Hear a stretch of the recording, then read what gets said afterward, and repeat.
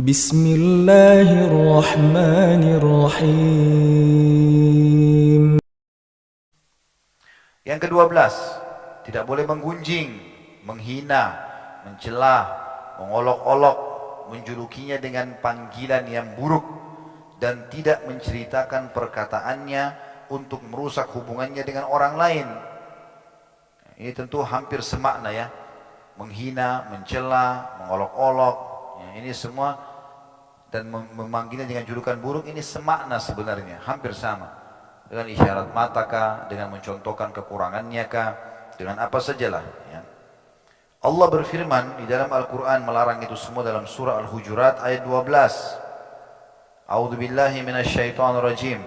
Tentu lebih baik kita baca dari ayat 11. Bagi teman-teman yang pegang buku, Syekh Abu Bakar rahimahullah menulis ayat 12 baru ayat 11. Kita akan baca ayat 11 sampai ayat 12 supaya berurut. A'udzubillahi minasyaitonirrajim. Ya ayyuhalladzina amanu la yaskhar qaumun min qaumin asa an yakunu khairan minhum wala nisa'un min nisa' wala nisa'un min nisa'in asa an yakunna khairan minhun wala talmizu anfusakum wala tanabazu bil alqab bi'sal ismul fusuq ba'dal iman wa man lam yatub fa ulaika humul zalimun. Hai orang-orang beriman, jangan sekali-kali satu kaum, satu suku, satu negara mengolok-olok kaum yang lain.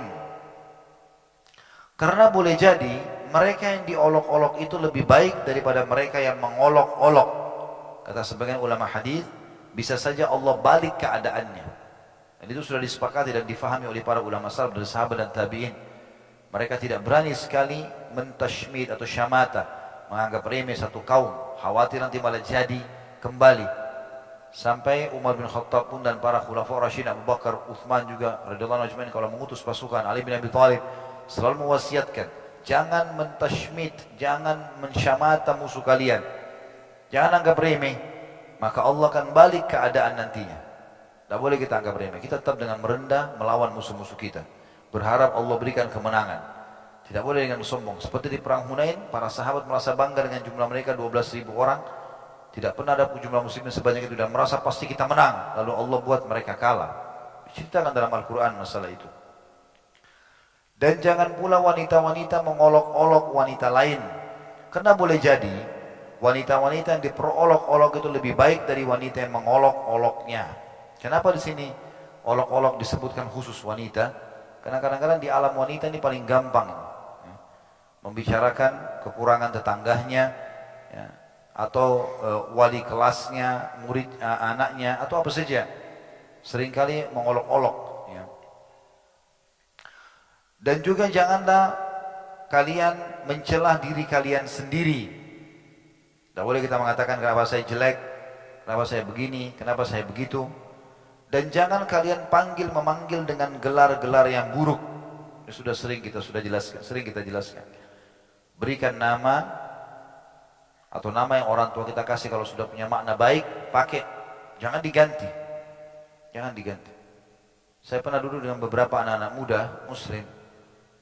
Lagi ngobrol, mereka bercanda-bercanda rupanya setelah selesai pengajian. Karena sama-sama satu SMA dulu, maka namanya saya tahu nama-nama mereka. Namanya Masya Allah Ahmad Yusuf, nama-nama yang bagus. Tapi tiba-tiba dipanggil temannya ini Jing. Saya tanya, apa itu Jing? Oh, afwan Ustaz. Kenapa? Ini biasa teman-teman saling panggil anjing. Kenapa dipanggil anjing? Anjing kan ada. Kenapa harus panggil ini? Lalu saya jelaskanlah hukum syar'i tidak boleh. Kenapa harus panggil anjing? Kenapa harus panggil nama hewan, nama binatang? Ya, aneh-aneh. Ada temannya mungkin sedikit punya kekurangan fisik, dicari hewan yang mirip sama temannya, panggil dengan nama hewan itu. Apalah, kenapa? Itu kan ciptaannya Allah. Sama saja kita sedang menghina penciptanya. Walaupun arah kita kepada teman itu kan, nggak boleh. Jangan panggil.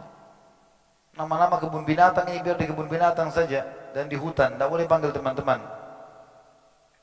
Termasuk juga tidak boleh mengolok-olok anak kita, pasangan kita dengan poster tubuhnya, manggilnya gendut misalnya, atau manggil apalah ya, dengan julukan-julukan yang aneh-aneh, walaupun dianggap itu lucu, nggak boleh. Kalau maknanya buruk jangan. Kalau teman-teman yang punya nama-nama memang yang dasarnya maknanya buruk, maka sebaiknya dia memilih nama yang baik, kemudian dia menggunakannya sebagai panggilan. Dan itu penting sekali ya.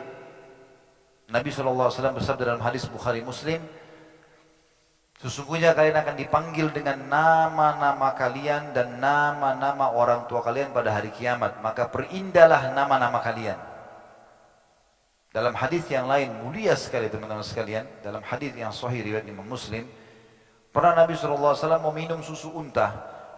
Lalu ada beberapa sahabat di situ. Nabi SAW mau suruh perah gitu. Kata Nabi SAW, siapa yang memerah unta ini buat kami? Ada satu orang berdiri, saya Rasulullah. Apa yang Nabi tanya? Siapa namamu? Nama yang ditanya. Orang itu mengatakan, namaku Murrah. Murrah itu artinya pahit. Kata Nabi SAW, duduk, jangan kamu. Siapa yang mau perahkan buat kami? Berdiri satu lagi, saya Rasulullah. Siapa namamu? Nama saya Harb. Harb itu artinya perang. Kata Nabi SAW, duduk, jangan kamu.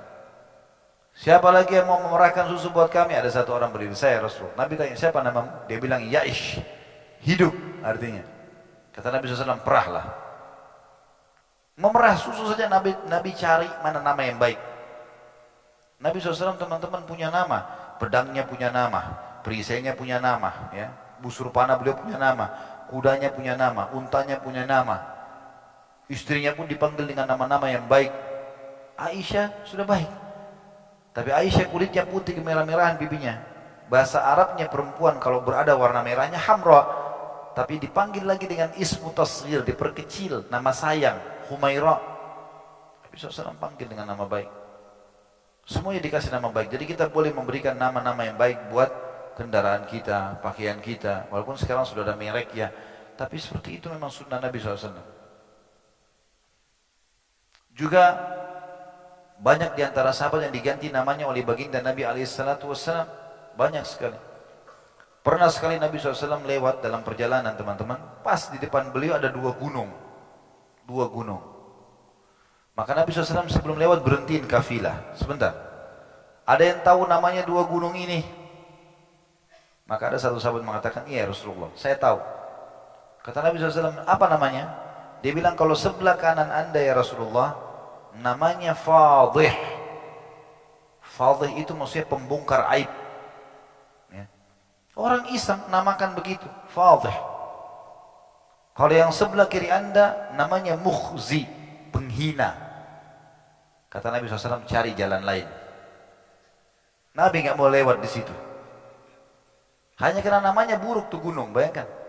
Ya. Jadi pengaruhnya besar sekali masalah nama, memanggil dengan nama yang baik, itu bagus di dalam Islam. Dan kalau panggil nama yang lengkap, niatkan juga kalau kasih nama yang sesuai dengan yang terbaik. Jangan cuma sekedar nama bangga dengan seseorang, tokoh masyarakat, gak jelas keimanannya lalu kemudian kita berikan nama dengan nama itu anak kita, enggak. Kita harus punya target-target dalam memberikan nama itu. Kata Allah, janganlah kalian memanggil dengan gelar-gelar yang buruk. Karena seburuk-buruk panggilan ialah panggilan yang buruk sesudah iman.